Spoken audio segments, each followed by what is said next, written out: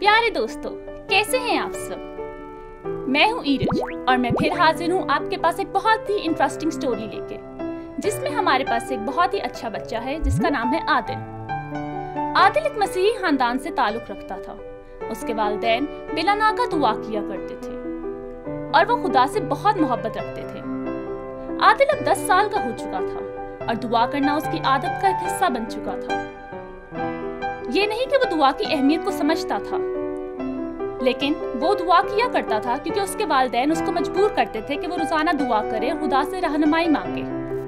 एक दिन ऐसा हुआ कि आदिल ने सोचा कि अब तो मैं बिल्कुल दुआ नहीं करूंगा, क्योंकि दुआ करने से उसको कोई फायदा हासिल नहीं हो रहा था, बल्कि उल्टा उसको नुकसान था, क्योंकि उसको वक्त से पहले उठना पड़ता था और दुआ करनी पड़ती थी।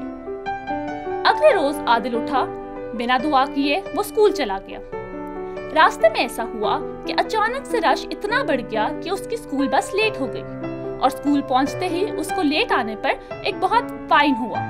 आदिल ने सोचा ये तो महज लेट आने की वजह से हुआ है, लेकिन आज का दिन आदिल के लिए बहुत मुख्तलिफ था।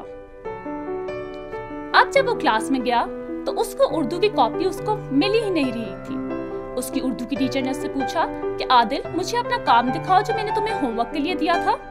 आदिल ने अपने बैग में बहुत ढूंढी, लेकिन उसको उसकी कॉपी नहीं मिली। आदिल ने अपने दिमाग पर जोर दिया और उसने सोचा कि मैंने तो उर्दू का काम भी किया था और मैंने कॉपी भी याद से रखी थी, तो फिर मेरी कॉपी अचानक से कहाँ चली गई।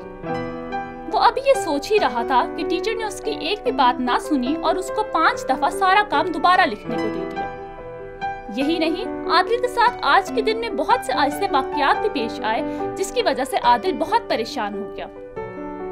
अब आदिल बैठा सोच ही रहा था कि उसके जहन में आया, क्यों ना मैं दुआ करूं, शायद मुझे मेरी कॉपी मिल जाए। इतने में आदिल ने दुआ की और जब वो क्लास में वापस आया तो उसकी कॉपी उसके बैग के ऊपर ही पड़ी हुई थी। अब उसने जाते ही अपनी कॉपी उठाई और जाके टीचर को दिखाई। इस तरह वो सजा से भी बच गया।